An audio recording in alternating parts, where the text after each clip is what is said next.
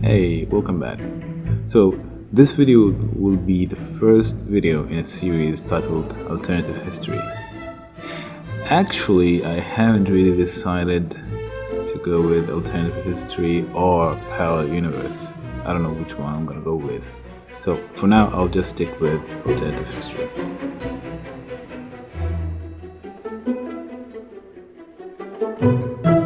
And I have to be honest, it's the first video, but not the first artwork that I do in this series.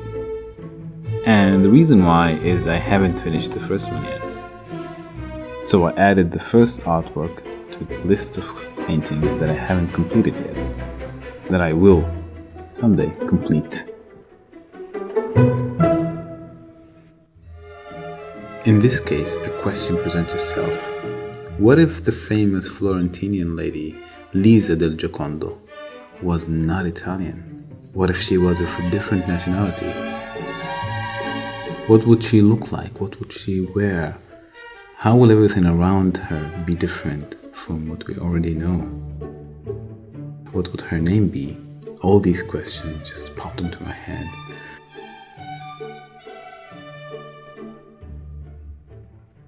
So I started filling in the empty spaces with the least details possible, since I will get to enjoy adding those in a later phase.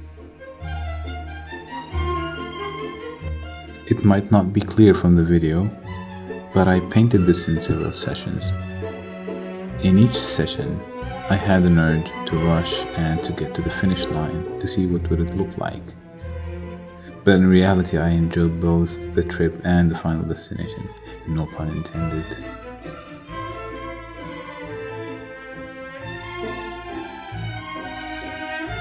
I don't usually make studies and sketches before beginning artwork, but rather jump straight into it.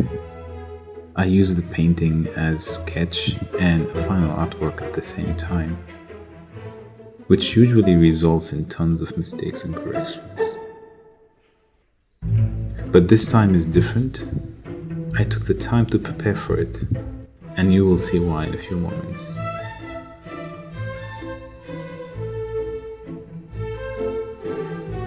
I decided to keep both her hands pose and her mysterious smile, as they are both iconic, a trademark if you will, for the world's most famous painting.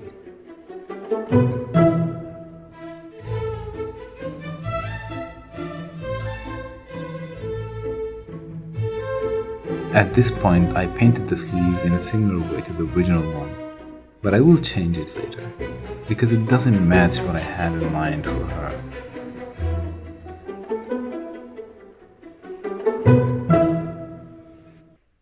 The Mona Lisa is a relatively small painting. It's about 77 by 53 centimeters. So I chose the closest size that I could find, which is 70 by 50 centimeters.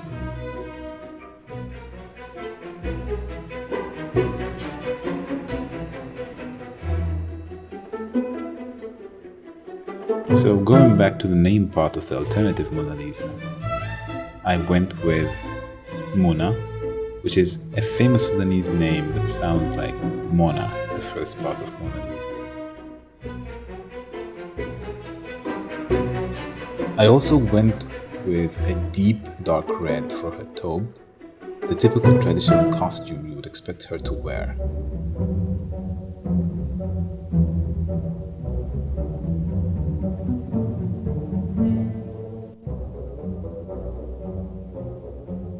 I struggled a bit with her face, her smile, and her eyes, and also the wrinkles of the red taupe for a while, but fortunately I got them right at the end.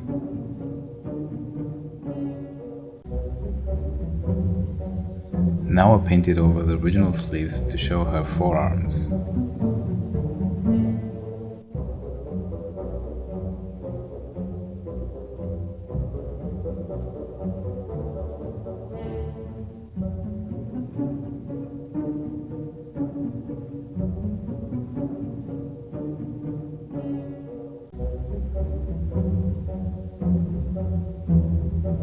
So that's it for this part. To support me in making these videos, subscribe to the channel and like the videos.